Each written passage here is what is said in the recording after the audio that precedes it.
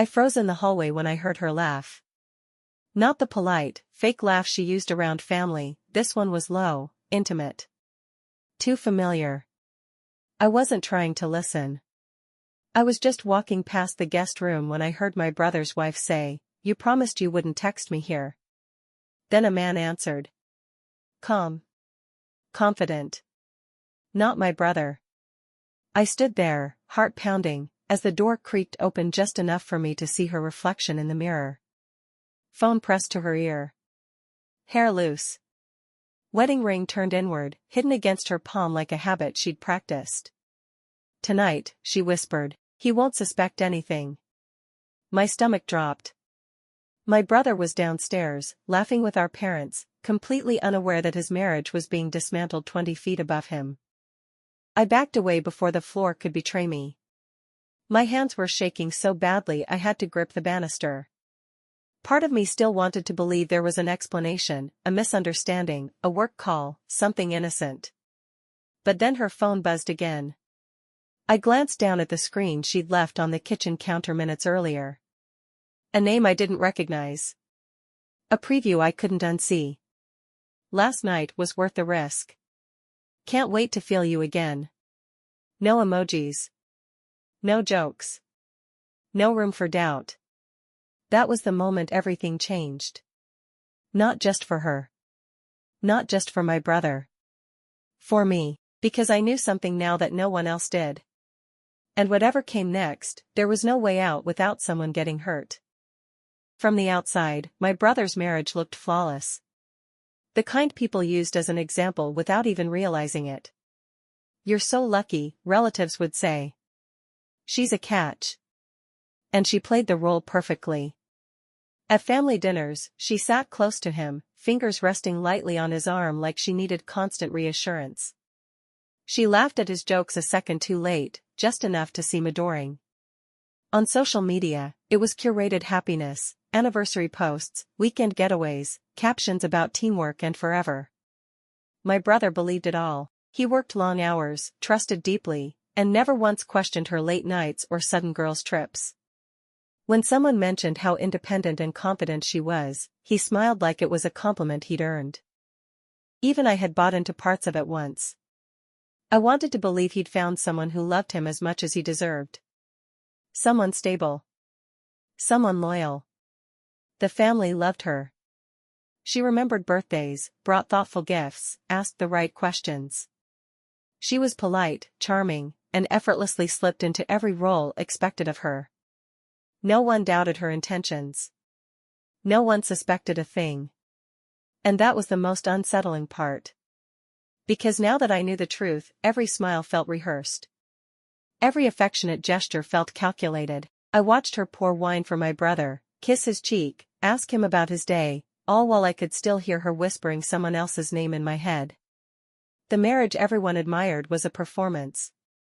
And I was the only one in the room who knew the script was a lie. I wasn't snooping. I didn't have to. I was close enough to see things others couldn't, because she wanted me close. She treated me like a confidant. A sister, not an outsider. When my brother worked late, she invited me over.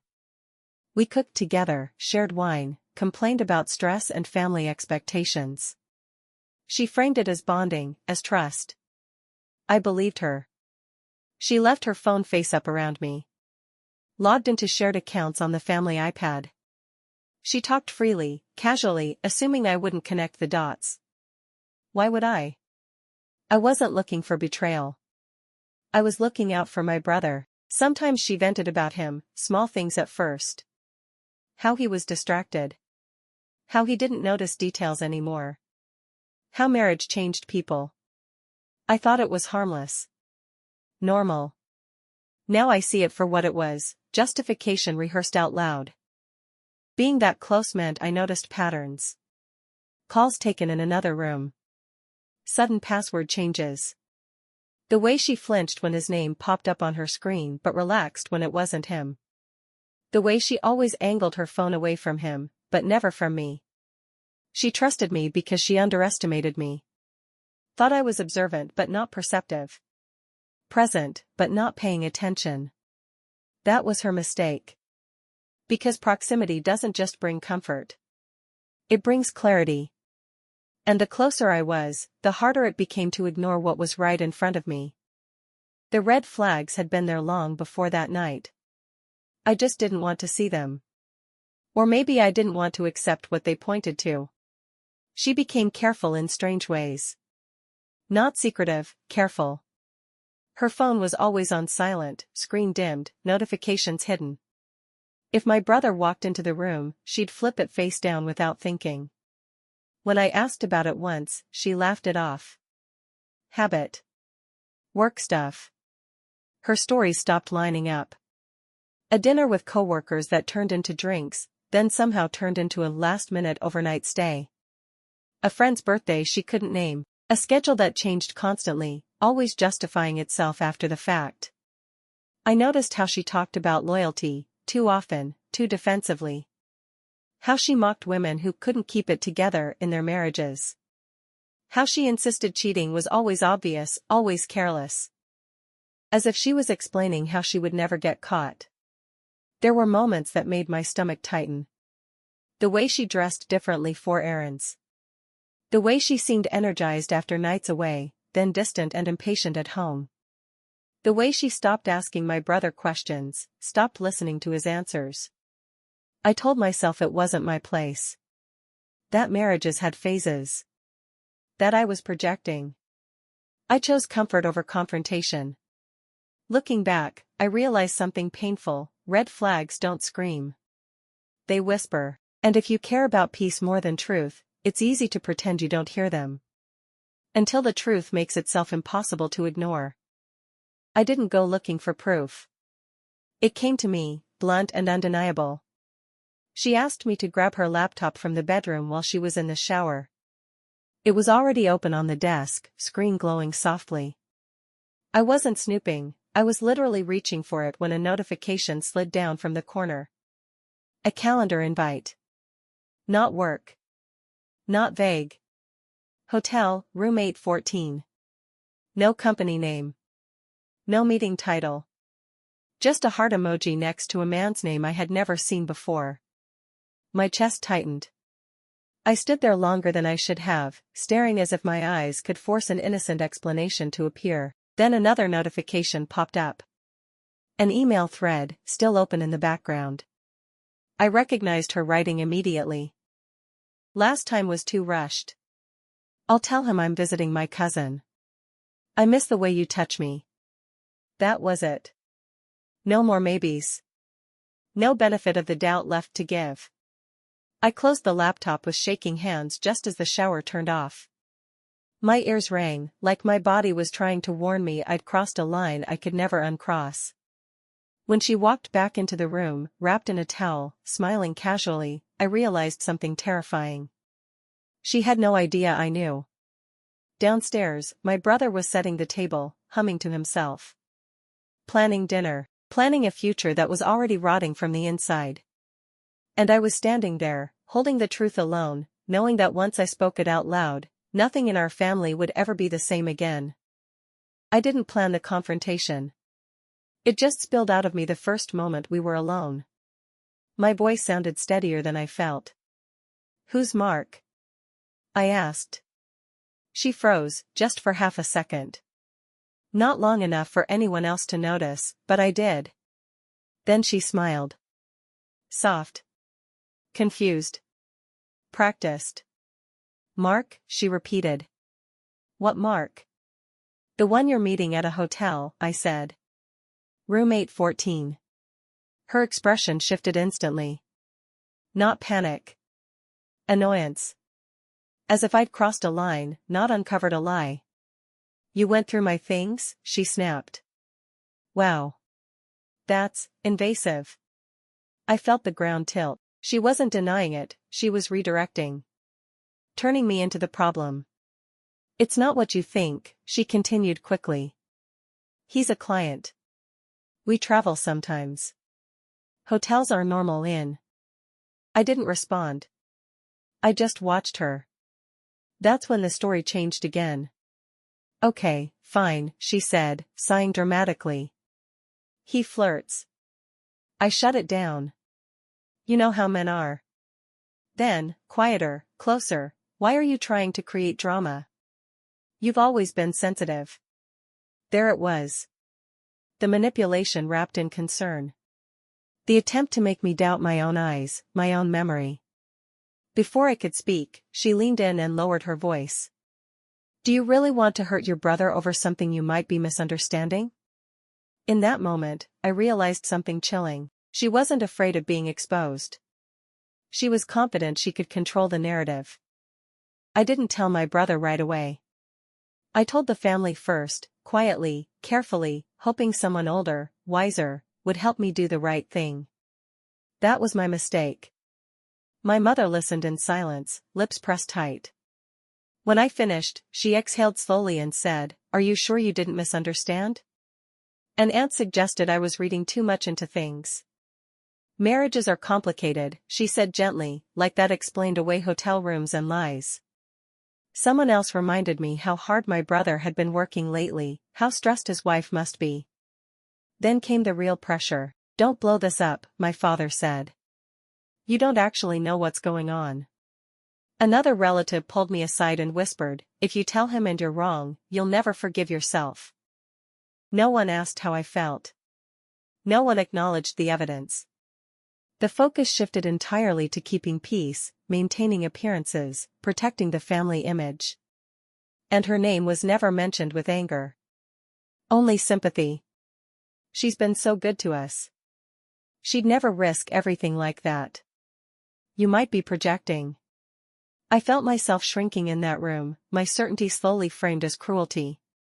As if telling the truth was the real betrayal. By the end of the night, the message was clear, silence was expected. I was supposed to carry the truth alone so everyone else could stay comfortable, and as I left, I realized something devastating. They weren't protecting my brother. They were protecting the lie. That night, I couldn't sleep. I lay staring at the ceiling, replaying every conversation, every warning, every look that told me to stay quiet. The truth sat heavy in my chest, pressing down harder with each hour I didn't speak. If I told my brother, I would destroy his world. I knew that. His marriage, his plans, his sense of stability, all gone in a single conversation. I imagined his face folding in on itself as the reality sank in, and it made me sick. But if I stayed silent, I would be complicit. Every laugh I heard from him the next day felt like a betrayal. Every time he defended his wife, talked about their future, trusted her without question, it twisted something inside me. I started avoiding him because looking at him hurt too much. I questioned myself constantly. What if I was wrong? What if I had misread something? The doubt planted by my family began to grow, even though the evidence was burned into my memory. And then there was her. Calm. Untouched. She moved through the house like nothing had changed, smiling at my brother, touching his arm, sleeping beside him. Watching that performance made my silence feel unbearable. I realized there was no choice that wouldn't hurt someone.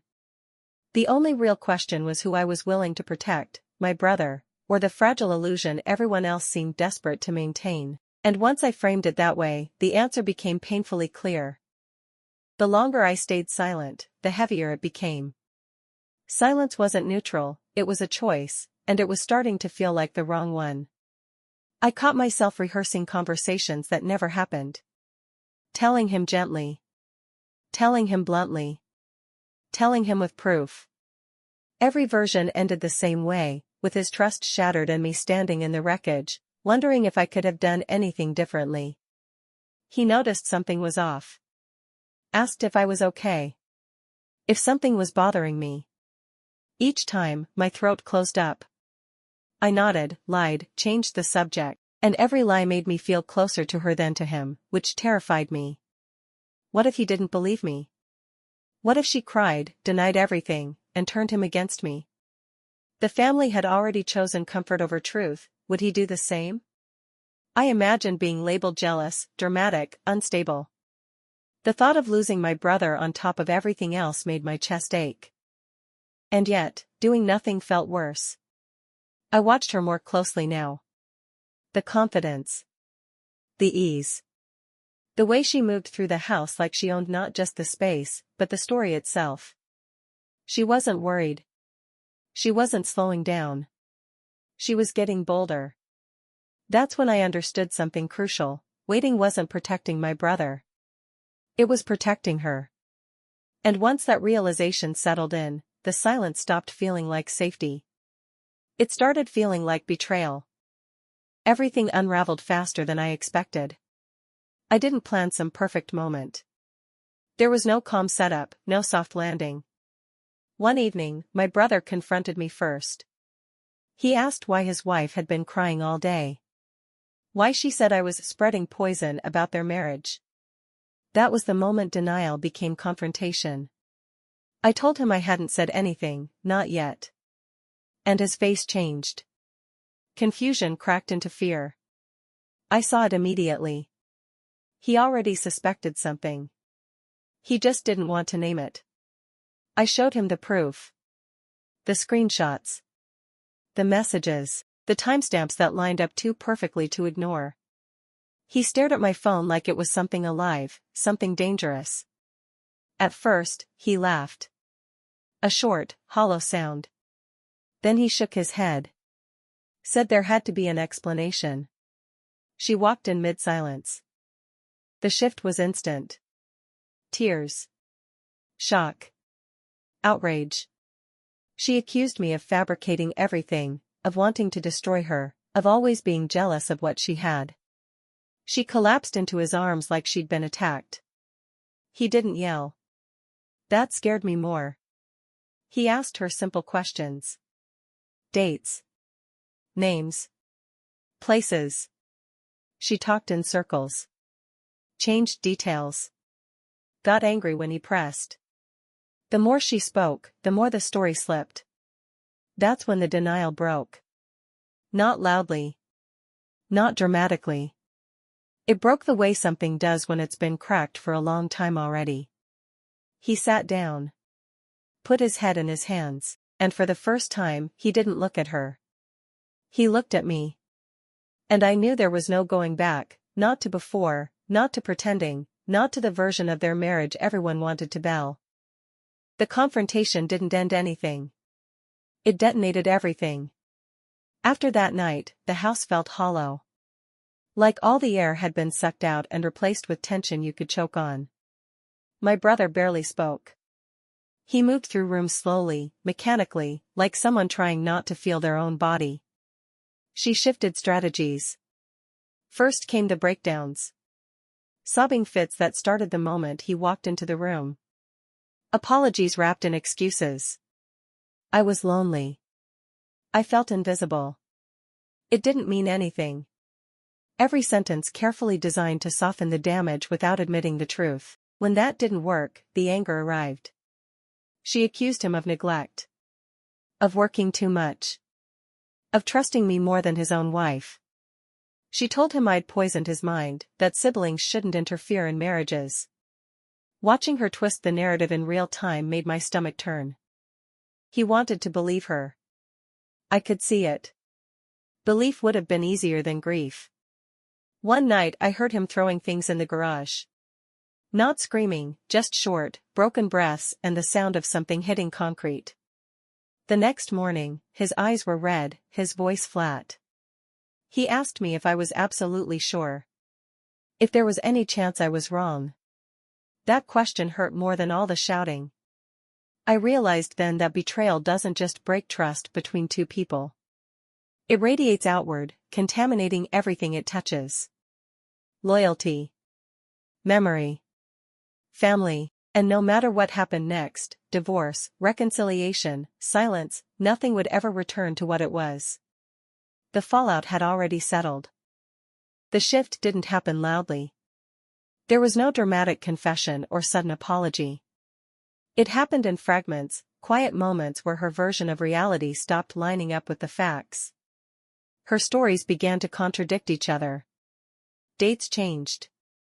Details slipped. One minute she swore it was only emotional, the next she admitted they'd met a few times.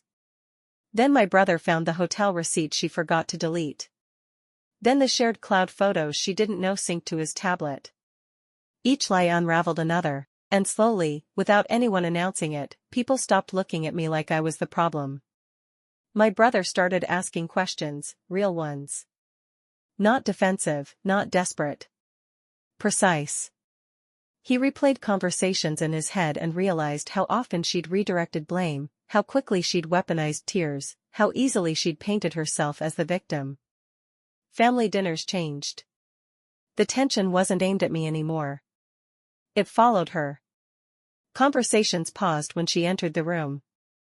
People noticed how carefully she curated her words, how often she checked who was listening. One afternoon, my mother pulled me aside and said, "I think you were right." No apology. Just acknowledgement. But it mattered. My brother stopped defending her in front of others. Stopped correcting people when they questioned her. He didn't confront her openly, not yet, but the loyalty had shifted. I could feel it. She noticed too. Her charm became sharper, more forced. Compliments that felt rehearsed. Sudden kindness toward me that didn't reach her eyes. She knew she was losing control of the narrative, and control was the only thing she'd ever had. For the first time since this began, I wasn't explaining myself. I was being believed. And she was running out of lies. The consequences didn't arrive all at once. They crept in, subtle but irreversible. People stopped trusting her with information. Conversations went quiet when she leaned in. Family members who once defended her now spoke carefully, choosing neutral phrases instead of praise. Invitations became less enthusiastic. She was still there, but no longer centered. My brother changed the most. He stopped sharing his plans with her. Stopped asking her opinion. He handled finances alone. Passwords were changed. His phone stopped living face down on the table, not to hide things, but because he no longer feared being watched. The intimacy they once displayed publicly vanished. At family gatherings, the dynamic shifted. She used to sit beside him, hand on his arm, answering questions meant for him. Now she sat slightly apart. When someone asked about their marriage, he answered briefly and changed the subject. The narrative she'd built, that I was dramatic, unstable, jealous, quietly collapsed. No one announced it. No one apologized properly. But I saw it in how relatives checked in on me now. How they asked if I was okay. How they avoided bringing her name into conversations with me, as if embarrassed. Her reputation didn't explode. It eroded.